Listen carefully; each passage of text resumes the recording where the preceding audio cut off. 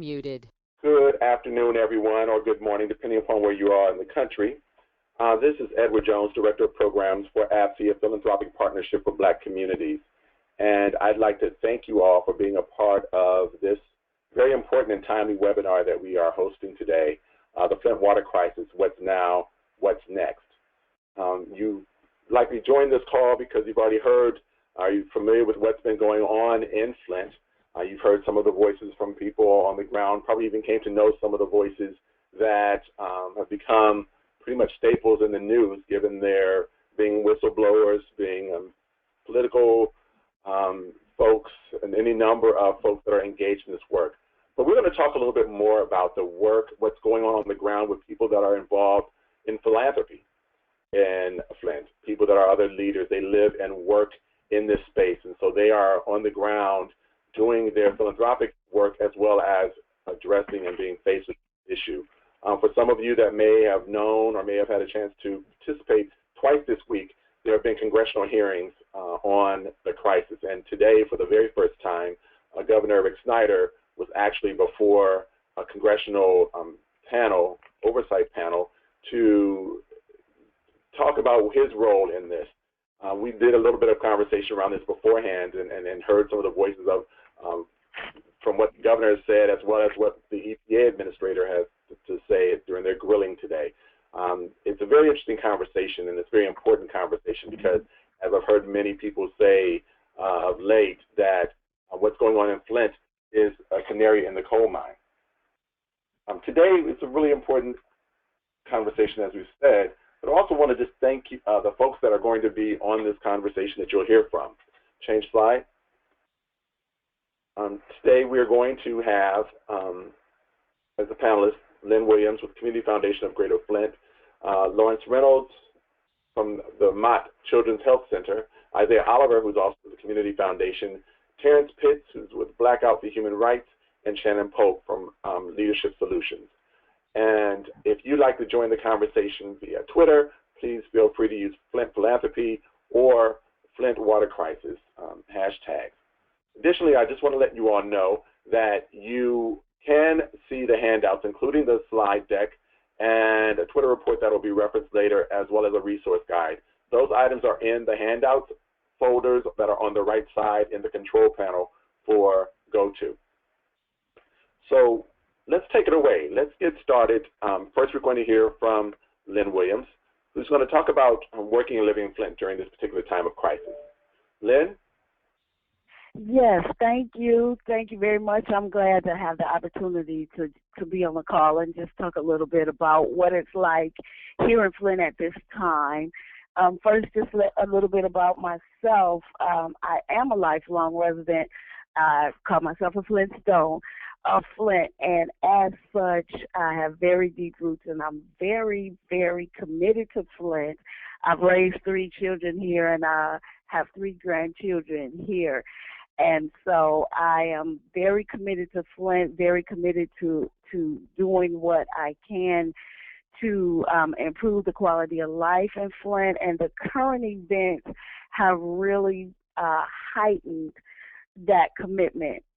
At the Community Foundation, a lot of the work that I am currently involved in, have been involved in prior to the crisis, is I work with the grant making in the areas of health at the foundation, also in the areas of neighborhood and community engagement, and helping to manage an initiative around increasing access to healthy foods, and helping to get many grants out the door related to increasing access to resources for those most in need, and bringing people together across barriers that typically don't come together for the purpose of building community, as well as promoting things that create a greater sense and a pride about being a resident of the community.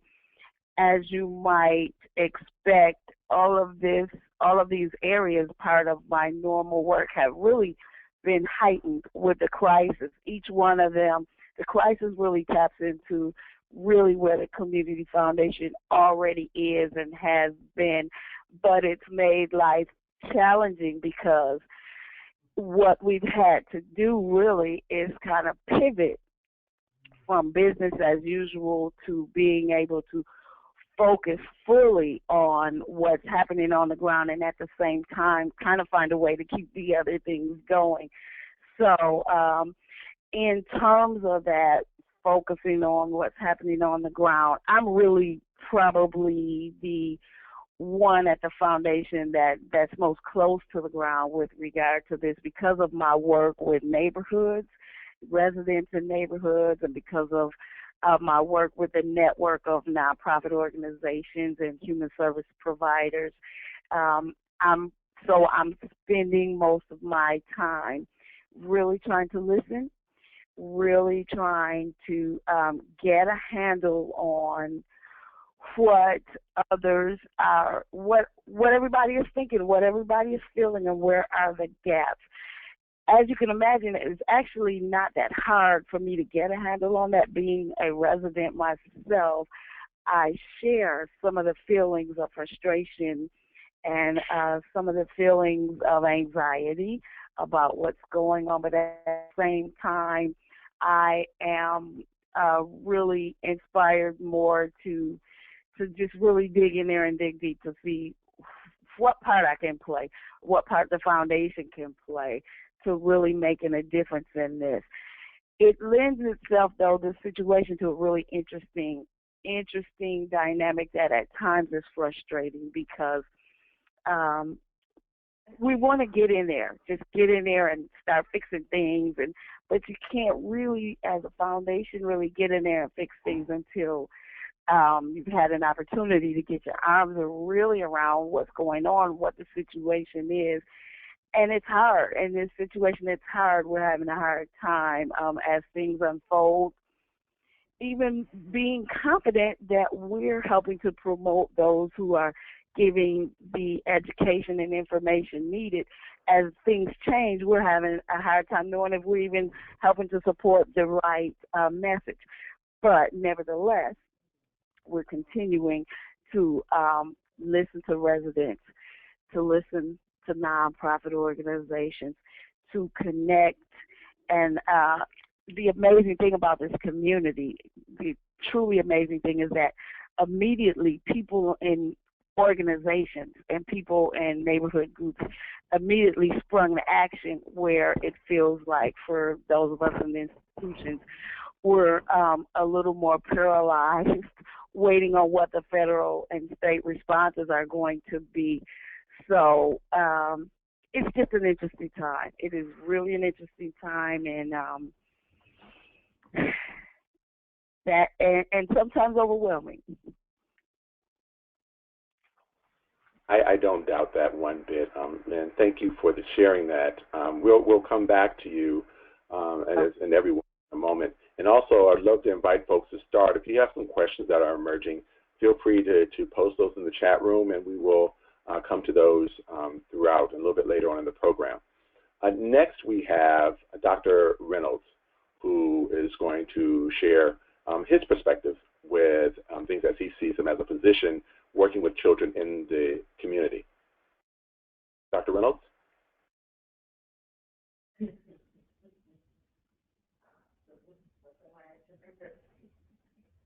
Dr. Reynolds, are you there? Oh, yes. Hello. Yes, I'm Lawrence Reynolds. I'm a pediatrician and president of the Mott Children's Health Center. I've also been a Flint resident for the past 26 years.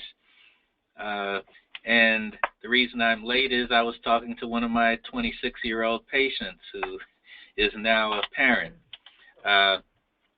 And we just concluded a community awareness committee meeting, and most talk revolved around parents and grandparents' anxieties about lead. And some children are having changes in behavior. I had to advise parents that just because you think your children aren't listening to you, talk to your friends and other adults about lead and how it is toxic to brains. And you think they're not watching the news or looking over your shoulder when you read the newspaper, they are. and they are vibing off of your anxieties, and then they have their own. The biggest challenge is, now that we have identified the problem and are dealing with the source of lead, we have to look at the long-term effects of lead exposure, but we also have to give a message of hope and action. These are the things that you can do. So as a pediatrician, it's not just are you physically well, but are you eating well? Are you eating the right foods that are a source of iron, calcium, vitamin C that can mitigate the effects of lead or the amount of lead in your body? Are parents going through the normal early childhood stimulation activities that we took for granted before screen time became such a big deal? Like bouncing a child on your knee and singing those silly rhymes and reading the same story 50 times and trying to skip the page so your child will say, no, you skipped a page. Or just all those things that are nurturing to a child by a caring adult. These are the things that we have to emphasize now. And then also watching the developmental challenges across the life course. There are some things that lead will do that are identical to things that other toxic exposures will do, like alcohol, or violence, or trauma. So some things we can treat the same. So it is a health issue, a mental health issue, a behavioral and learning issue that we have to deal with across the developmental span and across the life course. Gotcha. Thank you, Doctor. I definitely want to circle back to you before you have to depart at 3 p.m. So thank you. All right. So Isaiah Oliver with Community Foundation. I think one of the things that's really important that Dr. Reynolds has lifted up, and I so understand the need for that mental element. I remember hearing a story of a child seeing another child in a school start to drink water, and the kids just jumped on him to try to stop the child from drinking the water. There's an effect here that we know is long lasting. We've heard a lot of that, and because of that, it really takes a different dimension on how we should view this man-made disaster. It's not like a tornado or some other kind of a natural disaster that could come in and destroy parts of a city, and to rebuild those things. This is such far-reaching implications. And so could you talk a little bit around what that looks like for philanthropy? How are you all looking at that at the Community Foundation that's really an anchor institution there? Well, thank you very much for having us today. Again, Isaiah Oliver, Vice President of Community Impact here at the Community Foundation of Greater Flint. And our mission at the Community Foundation is really to serve the common good of the people of Flint and Genesee County, intentionally building strong community by engaging people in philanthropy and developing the community's resources to respond when things like this happen. And in our case, we're in a very unique position where we've been able to respond in a number of ways. And I'm going to speak to 6 different funds that are established here at the Community Foundation to help us address issues related to this crisis, and more specifically, the 6,000 to 12,000, which is the range of kids that have been exposed to high levels of lead. And when I say that, I say 6,000 to 12,000 future doctors and lawyers, future philanthropists, future individuals that are really going to contribute to our community really being sustained over the long haul. So thank you again for having us. And as I go through these, I'm going to talk a little bit in depth about how they were established and what the purpose is. The first one, and many of you have probably heard about this one, is the Flint Child Health and Development Fund, and we call it the Flint Kids Fund. It's in place to serve the long-term health and development needs of Flint children exposed to lead as a result of the 2014-2016 Flint water crisis. The fund was established with the support of several community organizations, including Dr. Mona Hanna-Attisha, who many have heard about as I call the scientist or the researcher or the pediatrician that really blew the whistle. A number of residents for over a number of years, the last couple of years, have been saying, my water's brown, I have skin irritation, but it took a scientist going in and really providing data that supported the claims that were going out and really being unheard of a community. It's unfortunate that that happened, but we're very thankful for her not only doing that, but providing the establishing gift for what we're describing as our Tomorrow's Fund for Flint kids. The goal is really to developmentally support those most vulnerable populations, 0 to 6-year-olds. And ultimately, we're hoping to complement state and federal resources that we expect to come into our community to support interventions that ensure stronger likelihood of positive developmental outcomes. Many of those initiatives are listed in our materials, but one is early childhood education, the other continuous access pediatric medical home, nutritional education and access to healthy food is extremely important, access to infant and child behavioral health services is important, social services, safe and healthy home environments, really promoting safe and healthy home environments and assessments and interventions ongoing from toddlers and infants all the way through adulthood. So we're talking 2 generations of support, and we're hoping this fund is going to last over that period.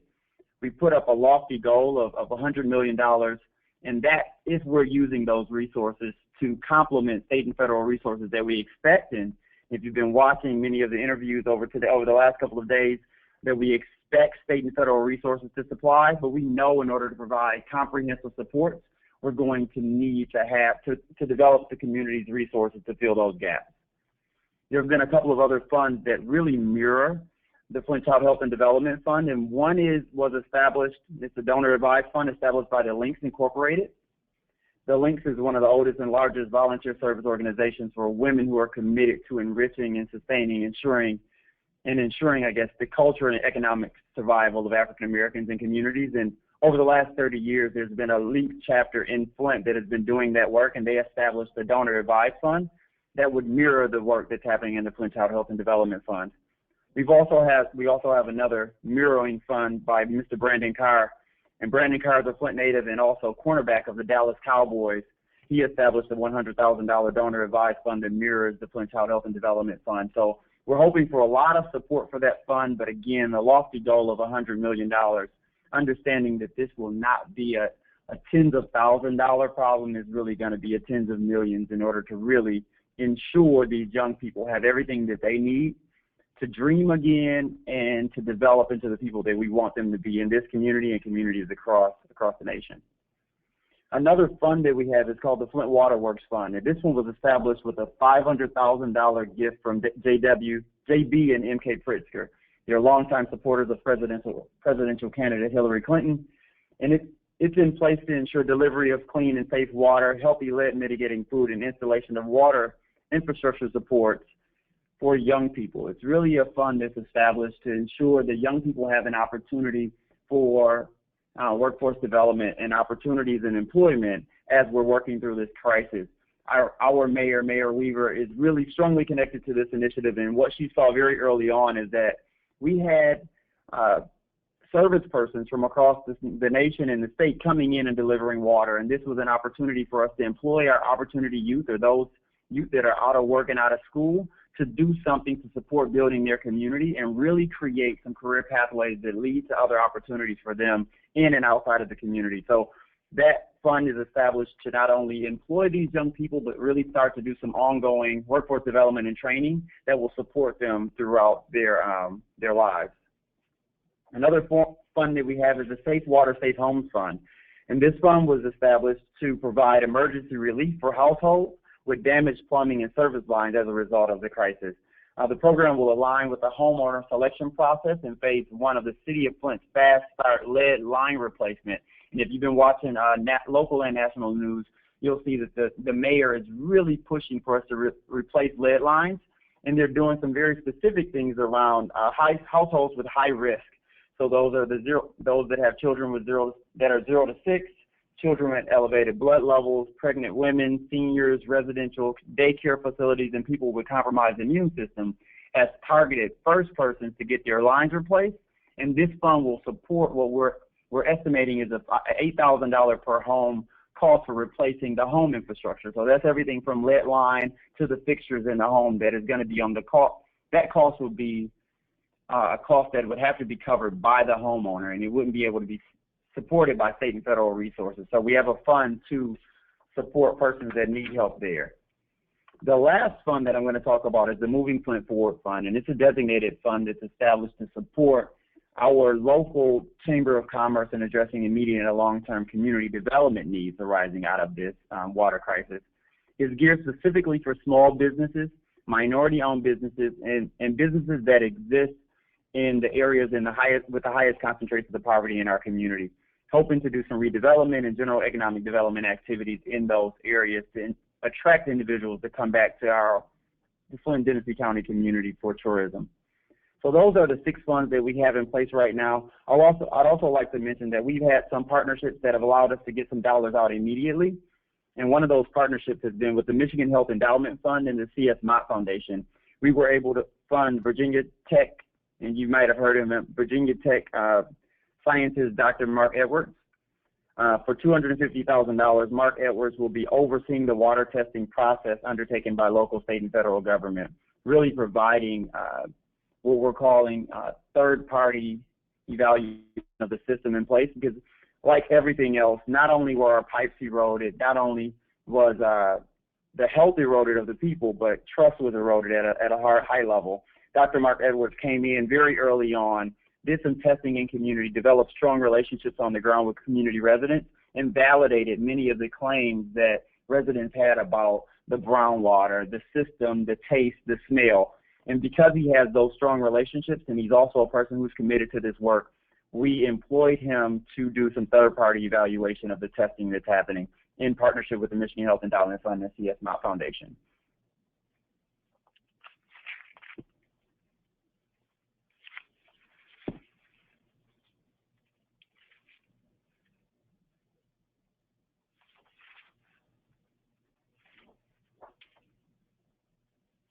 And that does end my presentation. I'm sorry for the long pause.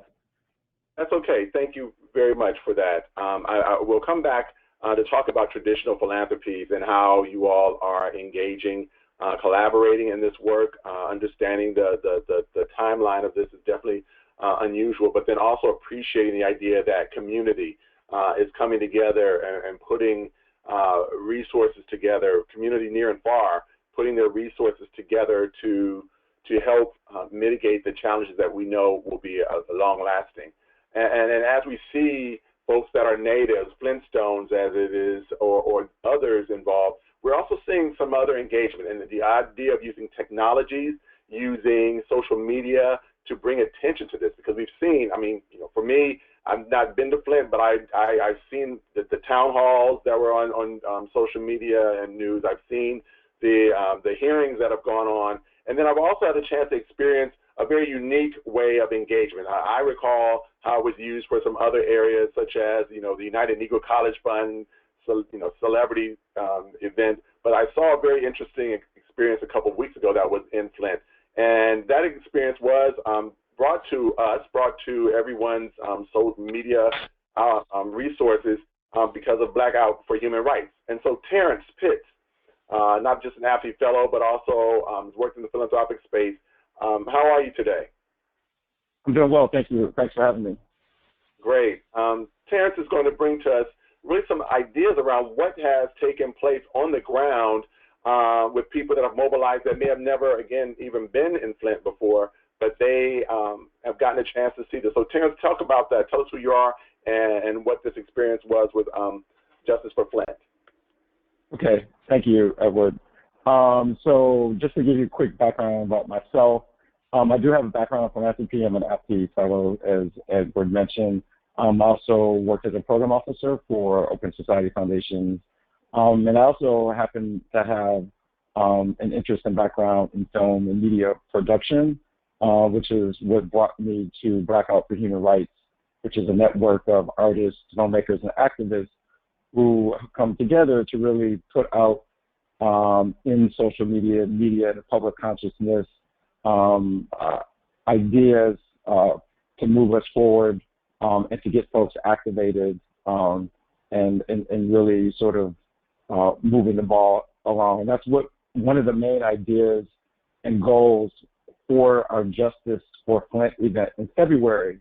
We came together as a network and we're trying to figure out how we could use our core competence and our resource as a network of filmmakers, artists, and activists to raise public awareness about the problem, and also to raise money to support folks on the ground in Flint.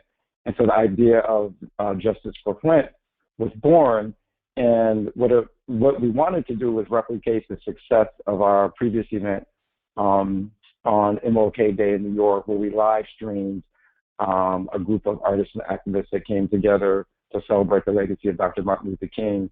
We knew that event was successful. We knew it brought a large group of people together in a space, and we also knew that the live streaming reached hundreds of thousands of people. And so we thought that we could replicate that success around the water crisis in Flint. So we very quickly organized and activated our network to come together in a really short period of time. We rolled up our sleeves. We had a lot of great partners. We first did a scouting out at venues in Flint, and we decided to have our event at the Whiting Auditorium. We needed a media partner, and we partnered with Revolt TV, who agreed to come in and live stream of the event as our live streaming and media partner.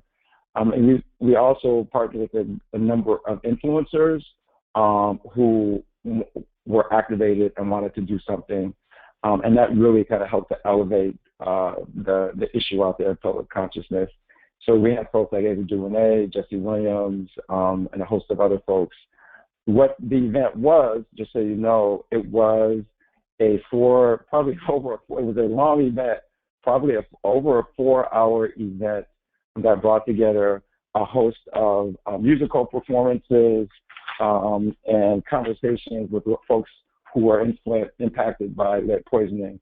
So we had Janelle Monáe, Jasmine Sullivan, Medici, Jasiri X, Dejlo, Jesse Williams, Robert Glasper, John O'Connor, Vic Mensa, Music Soul Child, Royce the 5'9", and a host of other folks. And then we had a surprise guest. Stevie Wonder showed up to our surprise. So that was really big for us. And the goal here really was to bring a sense of hope and optimism to the community, to get this message out to folks to raise consciousness and awareness about the problem, and that, like I said, to raise money. To raise funds, we partnered with Revolution Messaging, which is a text-to-mobile mobile texting fundraising platform, and with the Tide Foundation to raise funds. So we formed what is called a collective action fund at Tide, and essentially folks who were watching the live stream saw a text code on the screen, text justice to 83224. When they did that, they got a link, and the link allowed them to enter their information and to donate money. So we raised over $160,000. Over 4,000 people donated, and the average donation was just under $40, I think about $38. So it was a really powerful way to do grassroots fundraising. Now, $160,000 may not, it's not in the millions, but it's something, and it shows that folks can come together collectively and raise money to support a cause. What was also really impactful was the reach of the event. And by the way, if you want to see it, you can probably still access it on Revolt TV. The social media impact was pretty far-reaching. We trended #1 on Twitter for a while. Facebook, the total number of tweets was kind of outrageous. I think we had over 159,000 tweets. So you can see the social media stuff on your screen. I don't want to talk too much. I want you guys to see this real brief video clip because that really explains a lot more. So Edward, can you roll the clip? Well,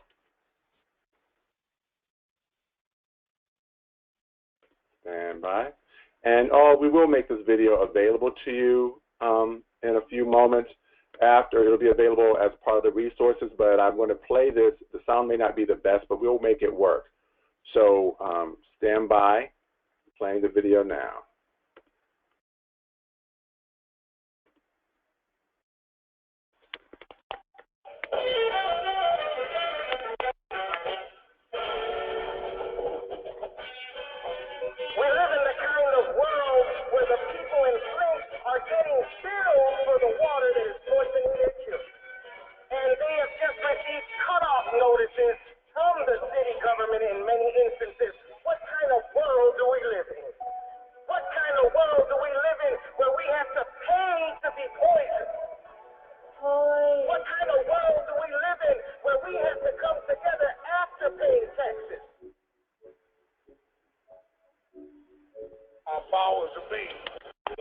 charge everything, telling us the water's good when it ain't. I used to have to run my shower, work 20 minutes before I could get in because the water was brown. If it was finger to point, I'd say Snyder and hit the mid straight, point blank, hands down. Just based on taking showers in this water, I mean, I got marks and scabs and dry skin and everything myself. You know what I'm saying? It's real. You get some water, it look like a bag of tea. The common sense tell you not to drink. I think Governor Snyder, his whole office should be indicted, locked up on the water situation. We wanted to give a voice to the people here, give them an opportunity to be heard on a large scale. What we can bring with the live stream, our last live stream had almost 500,000 people watch. If we can raise some awareness for the folks in Flint, that's a beautiful thing, but also offer some things of relief, offer them some entertainment, offer them just a moment to kick back, relax, be entertained, be heard, not have to kind of a night off. An event like this says your life absolutely matters. We're excited to be here and just, have some good entertainment and just take our mind off of some things for a while. That's part of life. So everyone, you got a sense of what's being done, but unfortunately, I think there's some issues with the actual audio.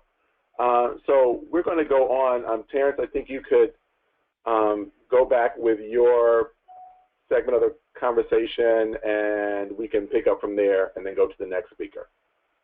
Okay. Thank you, Edward. So, I encourage everybody it's a really great video that one of our Blackout members put together. He interviewed a bunch of folks in Flint, as you could see, to give their opinions about the problem. They were directly impacted by the water crisis. And then he interviewed several of the artists who actually performed at the event in Flint. I don't want to really talk too much. I'm, happy to answer questions. I'll just say that this was, I think, a really exciting event, an opportunity community building in the Flint community to raise consciousness not only in the U.S. but internationally about the problem. And we can really see the impact that social media can have on elevating problems in our community and activating people towards solutions. And then with that, I'll leave it, and I'm happy to answer any questions later on. Great. Thank you, Terrence. So next up, we'd like to hear from Shannon Polk with Leadership Solutions, LLC. Shannon, you're also an alum of our Connecting Leaders Fellowship Program, but also an alum, if you will, of the philanthropic community, but now you're connected in some different ways. But you're deeply connected to the community through your civic engagement, through your consultancy and other work. So talk to us a little bit about where you see this issue as a resident, a true Flintstone. Sure. If we can advance to the next slide. So I just want to say, Edward, I just really appreciate you and AbbVie bringing this, having this webinar today. There's just, we just can't have enough attention around what's happening on the ground in Flint. So I am a Flintstone, as you mentioned, and born and raised here, married, have a toddler. So what's happening with the water is very important to me. I'm involved in a lot of community organizations, as are some of the other speakers on the call. And so I want to talk a little bit about kind of what we were doing on the ground. So if we can advance to the next slide. One of the things that was really evident was just how critical the Black church is in Flint, because it was the pastors that were really kind of leading the charge and being a voice and saying, hey, look, our parishioners, our congregants are being negatively affected by what's coming out of their faucets, and we need to do something about this. So they were organizing protests. They were organizing rallies, really on the forefront of the conversation, and help bring attention and be a voice to those that felt voiceless under the emergency manager rule. And the churches were some of the first sites to begin to distribute water, distribute filters. They were passing out wipes. For those individuals that had autoimmune disease, we needed adult wipes because they simply could not take a shower. They couldn't bathe in the water. They were distributing ready-to-feed formula for moms that were concerned because they were either nursing mothers and didn't want to pass the lead through the breast milk, or they had formula, but they knew they couldn't use the water out of their own faucet to make the formula. So churches were right at the center of that. Some people may have heard about the fact that There were people that were being turned away from getting water because they had to show their driver's license or some type of ID. If you had some type of outstanding warrant or if you were undocumented, then you had to make a choice between whether or not you were going to be drinking contaminated water or run the risk of possibly being deported or being incarcerated. So churches became a safe place for those that were being affected by the water to go without having to show ID, knowing that, look, our concern is just we want you to be safe. We want you to be healthy. Come, we have resources for you, and we want to make those available to you. And then finally, the churches became the places that hosted the community events. We recently had several members of Congress here. They met at one of the churches often. Church became a place where people were doing lead testing. So oftentimes we ask the question, is the Black church relevant? Do we still need the Black church? And I can say that in Flint, during this time of crisis, it was really the churches that were holding up the community on the forefront. So we know how they are. That picture that's there is actually a picture where when CNN came in for the debate, they actually took their employees out and they went to the church and said, come, we're going to take you to the communities. We want you to see the people that we're ministering to. And so you can get that on the ground information. If we can advance to the next slide. The other organizations, the Black Greek letter organizations, really became boots on the ground. In January, the local MPHC organized a water collection drive, and what you see are pictures of folks as far away as Pennsylvania, Georgia, who were organizing water, who were collecting that, and then they drove to Flint, and we began to pass that water out door to door. It was really great with some of the members of those organizations spoke Spanish, and they were able to go into the east side of Flint, which has a large Hispanic population, and begin to share information, because what we found is that even though the governor declared a state of emergency in January and sent out the National Guard as well as the Michigan State Police to go door to door, because there was such a sense of distrust of government, people would not open up the door to get the water from people wearing military gear. So they needed to see people that looked like them, who represented their community, and then they were willing to accept our help. So those members of NPHC, members of Links Incorporated, members of the Boulay, members of Jack and Jill, walking door to door, sharing information about where people could get their water tested, telling them how to get their water tested, telling them where they could get filters that they didn't have to buy. We really needed that, help on the ground here, and we saw a lot of it happening. If we can advance to the next slide. However, we did have some organizations that weren't present. For example, the Urban League of Flint disbanded in 2012. It's currently being reconstituted, but what was evident was that we needed more Black-led nonprofits, and we needed greater capacity in Black-serving organizations. And we needed that additional investment, and hopefully that's something that we're going to begin to look at moving forward. Oftentimes the question is raised, so how relevant is the NAACP? How relevant is the Urban League? And I can say now from experience, it's very relevant in a time of crisis, because when communities don't trust the government, they're looking to those historically Black organizations for support and for leadership. If we can advance to the next slide. So one of the things that's happening on the federal level is Representative Kildee from Flint has introduced the Families of Flint Act, H.R. 4479. And we're hoping that that bill will get passed, because as mentioned earlier, we know that we need additional funding from the state and from the federal level to really get at some of the critical needs. So that bill really includes things like wraparound services, which will include funding for Head Start and Early Start, infrastructure repairs. We know that we need to replace some of the lines, particularly those critical lines, and so there's money for that.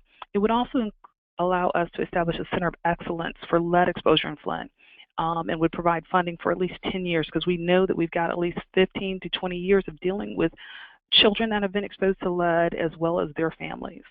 And then also it would help to create a health registry to monitor as well as to track those families that have been exposed to lead, so we can know what support they need.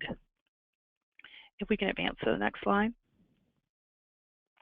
So when talking with folks on the ground, some of the things that have been recommended is that we just need continued investment in our Black-led and Black-serving organizations, really help to build the capacity in those organizations. Also, we really need to look at some reinvestment in our educational system. One of the things that came out was that, the school system had one nurse for the entire district. We know that we're going to need some smaller class sizes given some of the issues that we are anticipating. So really having some additional investment in the supports that our teachers and administrators will need to help the children. Also, it might be interesting to see what other infrastructure needs there are. We know that the water is an issue, but it might be beneficial for folks to look in their own communities and just to do a study and find out, what are the infrastructure needs in your local community, because Flint is not the only community that has lead in the water, as we've seen. Jackson, Mississippi is now dealing with lead in their water. Helping communities that are disenfranchised to get that kind of funding, to know what's happening, and then to help them build their priority list for their resources is critical. And then finally, just support for the Families of Flint Act, making sure that we get that money, because there's certain money that the city does not qualify for, because unlike Katrina, this was not a natural disaster, but it was a man-made disaster. So I'll turn it back over to you, Edward, and I'm happy to take any questions. Oh, great. Thank you so much. You all brought such a rich perspective to this, being the same city, but you're viewing this issue through different lenses, and some of the same lenses as well. As I've had the chance, and many of us have had a chance to witness this unfold really on the public stage, global stage even, could any of you talk a little bit about what you see as the missing element? What is not seen? What don't we fully understand based upon what the media is really presenting to us? Any thoughts there? This is Lawrence Reynolds. I would start off by saying this is a human rights issue, that people's life course should not be determined by their address. And because we live in such a hyper-segregated society, typically there's going to be more black folks in one area than another. And so if there's a problem in that area, the impact is going to be disparate and significantly different than right across the city line. So how will we protect communities of color from unnecessary exposure to toxic materials? And to make sure that we get the right to drink safe, clean water, just like some of the Native American reservations out west that don't have that access.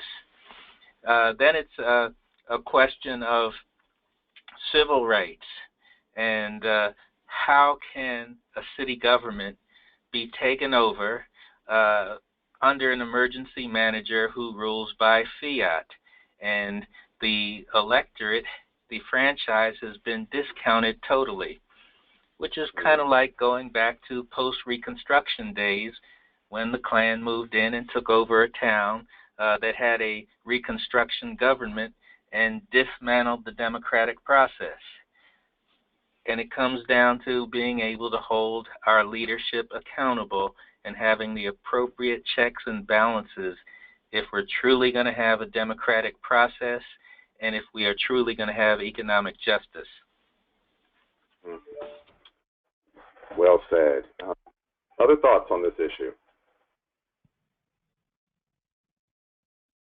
Let me ask, as it relates to the finger pointing, because that's all I've seen in the the hearings that I've been witness to, and the articles I've seen. Everyone wants to blame someone else, but we know where the actual victims are, and those are the residents and the community.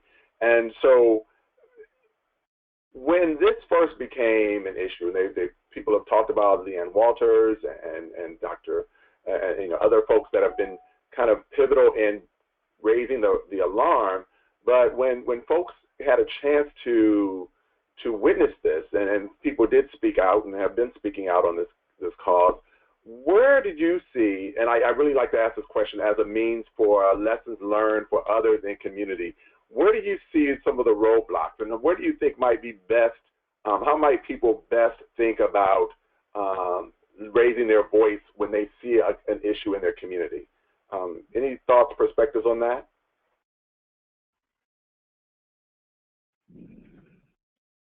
Well, this is Lynn, and I'll jump in.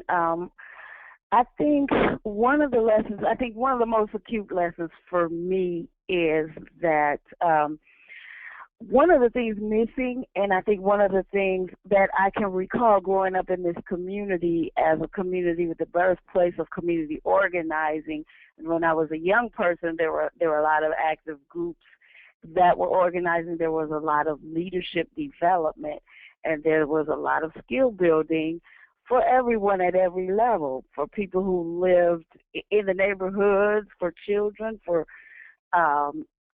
adults. There were opportunities to grow skills, to actively be civically engaged, to learn how to plug into systems, to eventually be able to play a role in institutions that are making decisions. That's been missing. And so what jumped out at me right away is that if a community disinvests as it relates to the people who live there and in building their capacity, at the same time that you've got this other disinvestment, then it leaves that community so vulnerable to not being heard, to needing to have outside voices to chime in. And I believe that, there is really a need to strengthen the community, strengthen the skills and the resolve of the residents who live in the community.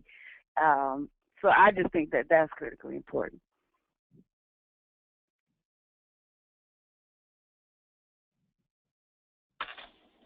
This is Lawrence Reynolds. I think one of the key developments is that we had networks here, but we extended those networks, and they crossed over into different areas and different communities. Flint is under 100,000 people, but many of our children went to school together. Some of us went to school with other folks from other parts of the community, and we were able to call on those contacts. So the Spanish-speaking community would just pick up the phone and say, hello, this is so-and-so from Our Lady of Guadalupe Church. We need some help with this. Or one church that was not African-American had an outreach ministry, and their outreach person was a mechanical engineer from Kettering University who specialized in metallurgy, who could interpret all the technical stuff for us.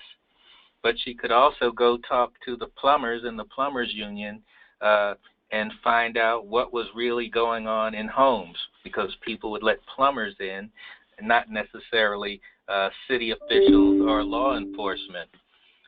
So these networks would just continually expand, and that was probably key to us getting that critical mass of activated people to insist that we go back to a safe water source and something be done.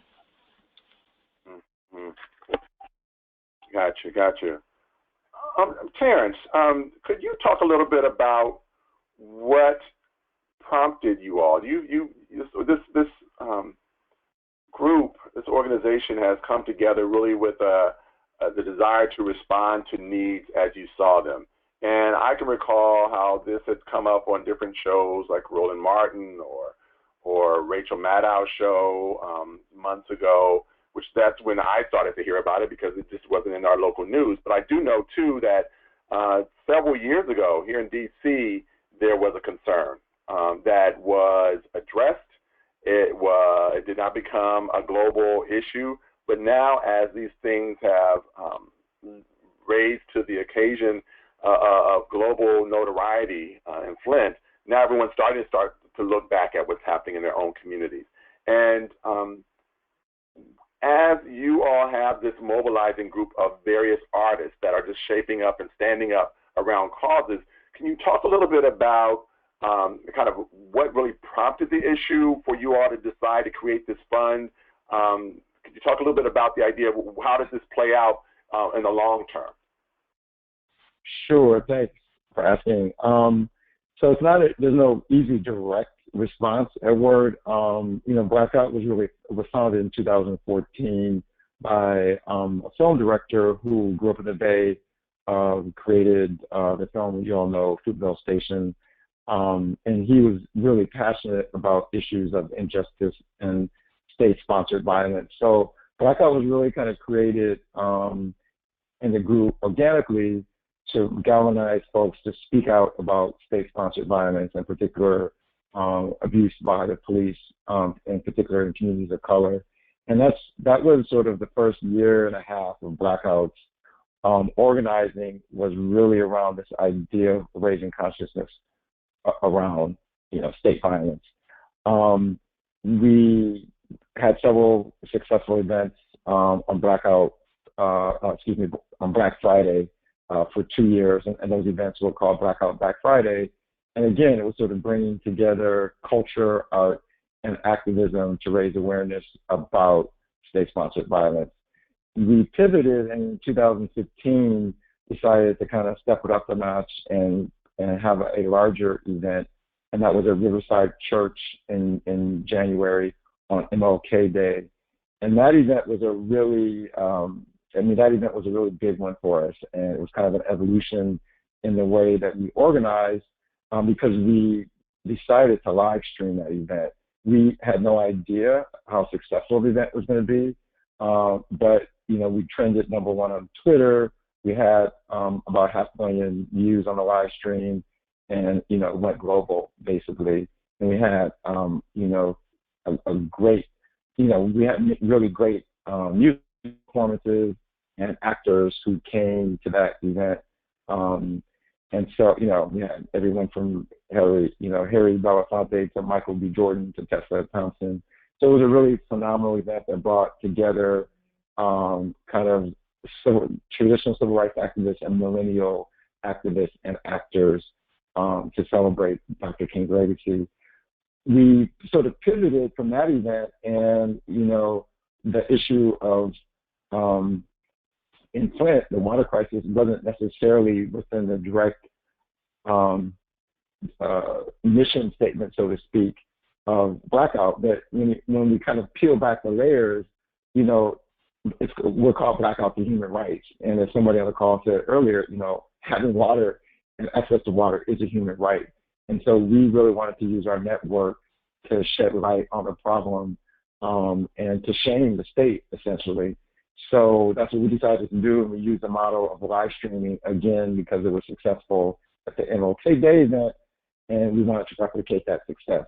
We didn't have a lot of time to do it because that MLK Day event was only on January 18th, and to be honest, we kind of started planning the February 28th event shortly after that. So we packed a lot of planning and activity and work in a really short period of time to bring that together. And this live stream model has proved to be really successful in being able to get out messages to the community and raising public consciousness in a way that, in a very creative way, and bringing together artists and activists. And I think that's the other really interesting thing. Artists have a particular platform, that everybody else doesn't have, and they have a reach in social media that everyone doesn't have, and they can use their influence for positive good and for social change, and that's what we wanted to do. And so that was sort of the backstory, I think, behind our Flint event.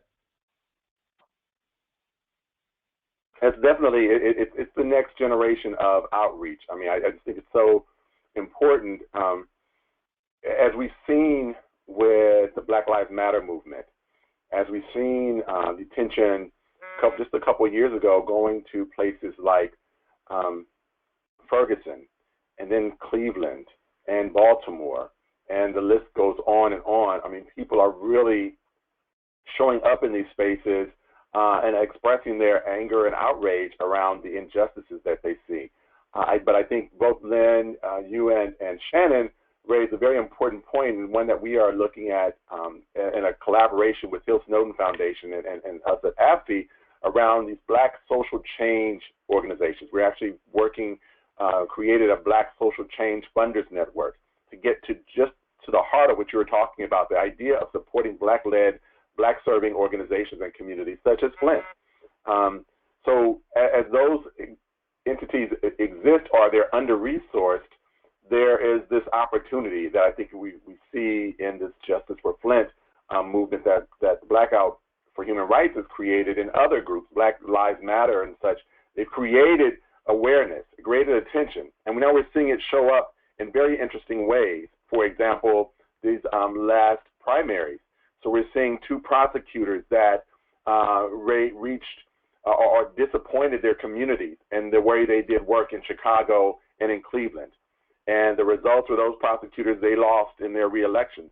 Those are positions that people probably haven't paid much attention to before now. But thanks to social media, we've seen the opportunity to pay attention, and not just pay attention, but actually to speak out and challenge the systems and demand reform.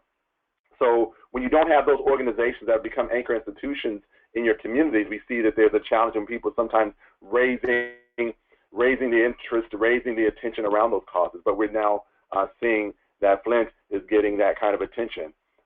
So Shannon or Lynn, both of you actually, could you talk a little bit about what you would like to see as it relates to those organizations that used to teach civic engagement, that used to bring about change in the community? Can you talk about how you hope to turn what we're now seeing as a new spotlight on this issue so that we can then start focusing on revitalizing those kinds of community-based, Black-led, Black-serving organizations?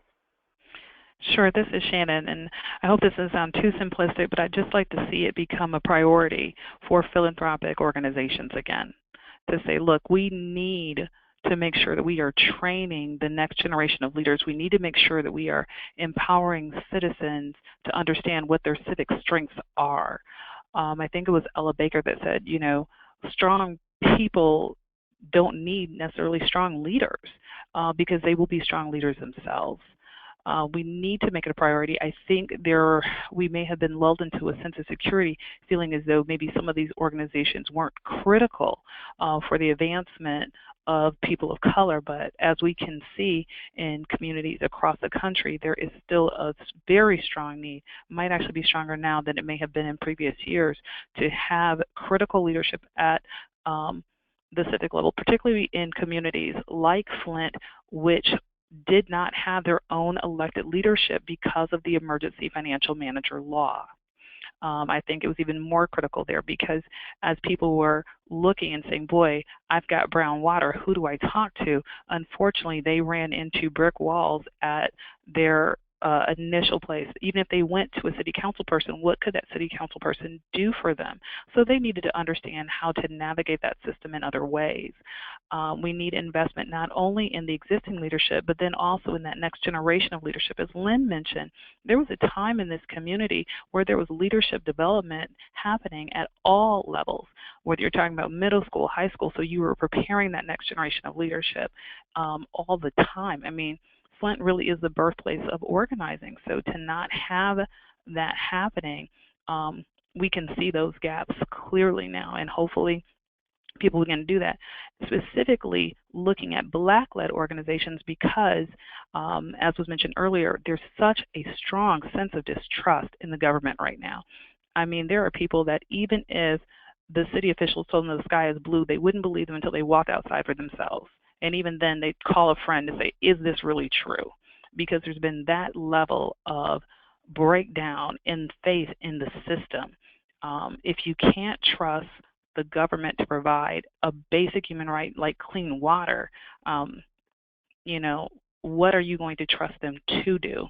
So hopefully people are seeing that, and hopefully we'll see more dollars invested in leadership development and more dollars invested in community organizing.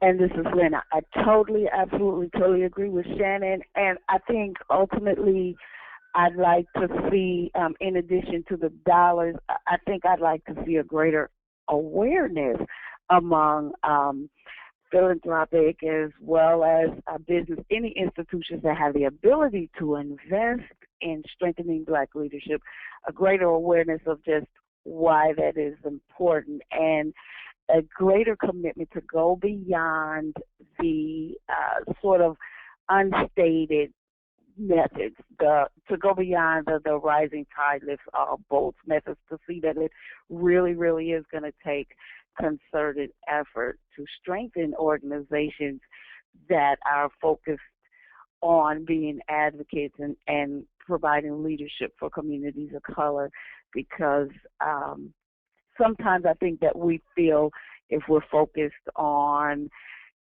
improving efforts for all of the underserved and all the oppressed, which is good and needy, as we all know, that's enough. I'm hoping that if nothing else, the awareness that is not enough. We need to take the next step. Gotcha.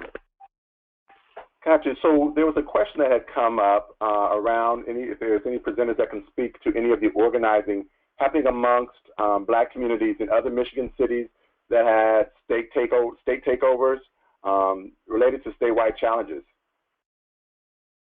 Does anyone know about any of those other issues that have come up as a result of, because we know that people are kind of now pointing to the emergency manager who stripped the local leadership of power. Are you seeing how this is showing up? I know it's happening in Detroit in public school systems, and does anyone have any thoughts around or perspectives on what's going on elsewhere in the state?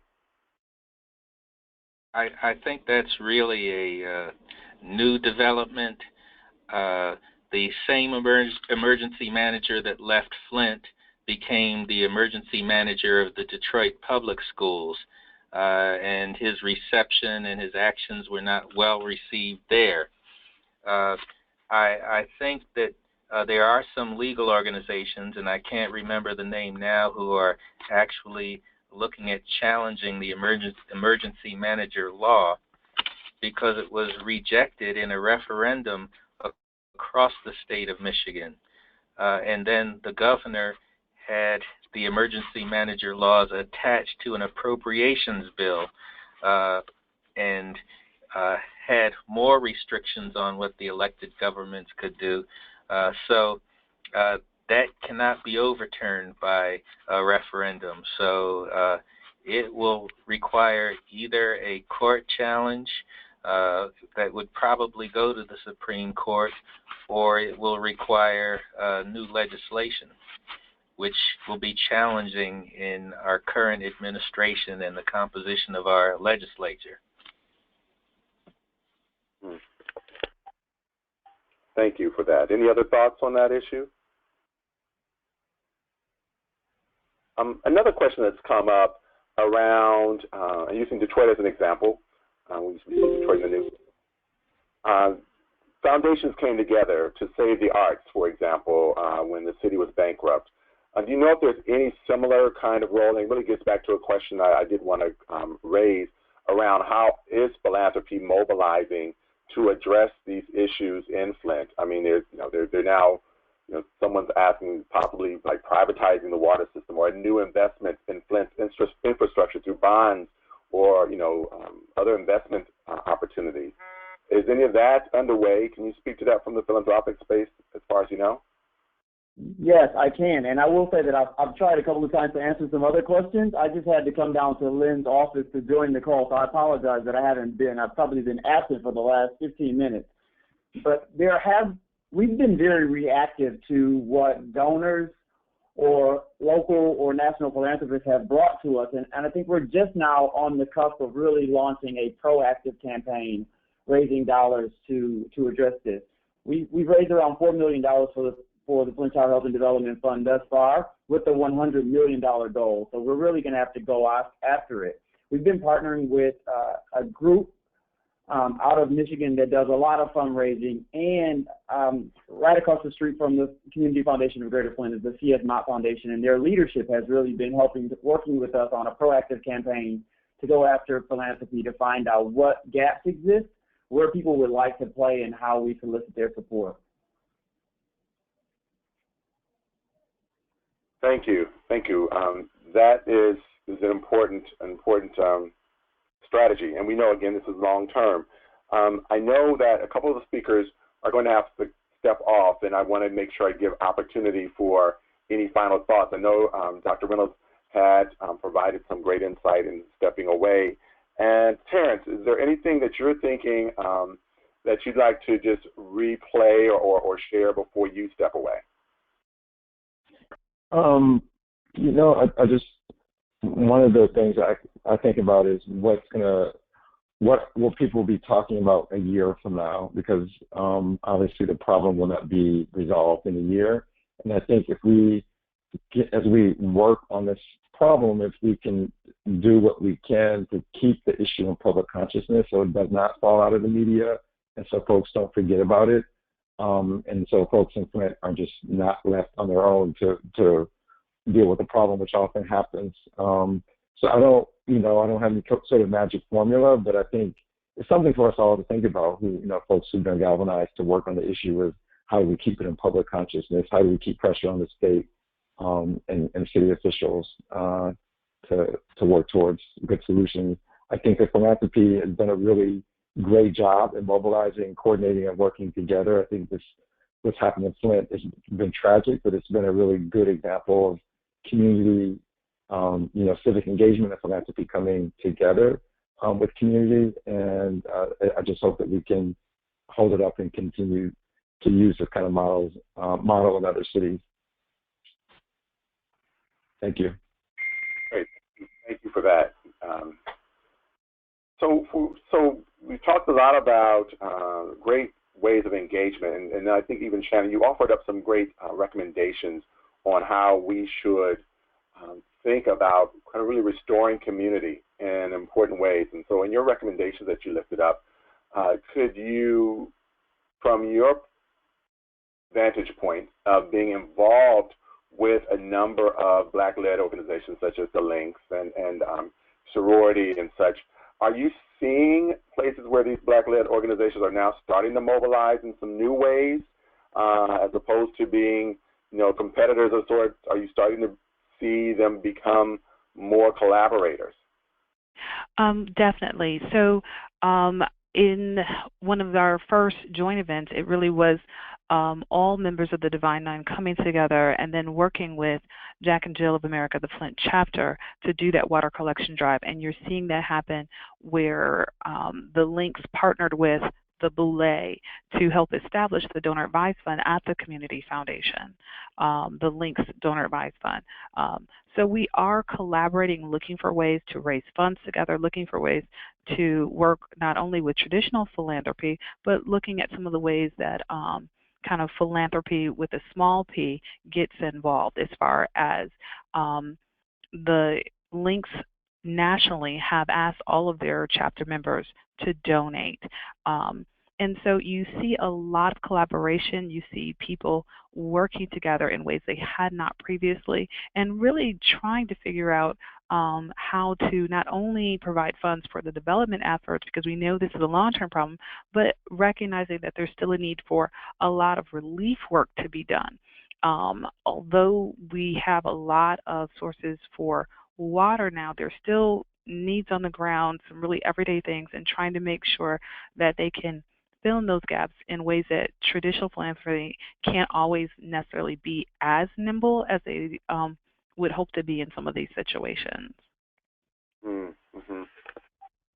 Thank you for that. So, love for you all to really lend some guidance. Let us know, or tell us what would be the top 2 things that any of us can do. Not living there, but obviously having our eye and our attention on your community. What and how could we help from where we sit? Well, I'm going to ask you that you take a look at the funds and donate to one of those funds. Find the fund that makes sense to you and make that donation.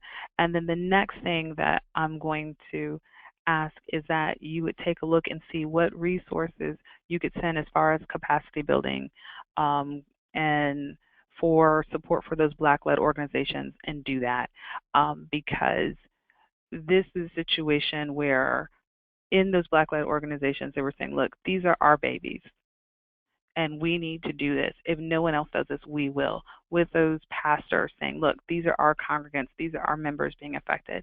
And so resource information you provide that could help support those churches on the ground, that help support those organizations. If you're a member of one of those organizations, please get involved. Most of them have some type of national effort going on to provide resources to Flint. So those are the two things that I would ask for. Thank you. Lynn, do you have any thoughts on that from the Community Foundation perspective, you or Isaiah?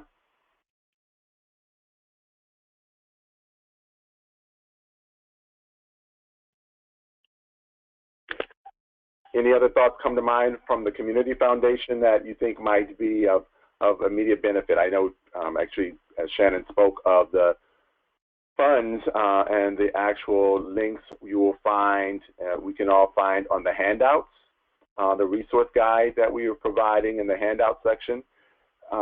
Is there anything else that you're thinking of? I do know, for example, that the Justice for Flint Fund is still open, that the Blackout for Human Rights is doing. They're still taking resources as well. But anything else from the Community Foundation you'd like to suggest?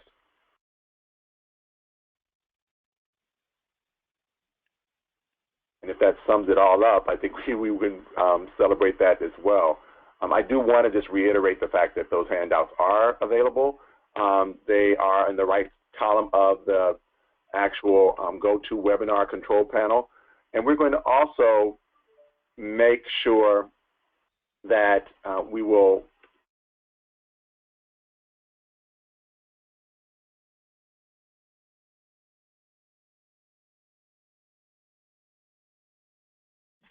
have the recording for this call as well as other resources made available for you. So I think there's an issue on the local end as far as hearing. They're not able to hear us right now. So what we'll do is, for now, we're going to end this conversation, but note that this issue does not end after this call. I encourage everyone to stay attentive to what's going on in Flint and also stay attentive to what's going on in your own communities. I know, again, as a resident of the District of Columbia, we just received in our local bill, in addition to increases on the water fees, we also received a notice around the issue of lead. What is going on in your own communities? Are you seeing any concerns regarding infrastructure in your community? And how could that help play a role in your own work and in the ways that you support your community? One of the other important links that we have that we would like to encourage you to look at is fundsforflint.org. That is a website that has a lot of information on what's going on the ground. I would encourage you to take a look at those resources, figure out how you can help. And then also, there's always the legislative element. I believe in Shannon's slide, she actually identified a specific bill that you can reach out to your state legislators, your federal legislators, and ask them to pass this bill to get resources into the hands of the community. It's H.R. 4479. Please, we encourage you to encourage your Congress members to support that bill. That will be a really important way to help. It's low cost. You can call, you can tweet it, you can share it with your networks, but what's most important is that we show and share our concern and compassion for the local communities of Flint, just as we would want someone to do for our own communities. So with that, I'd like to thank everyone for being a part of this very important conversation.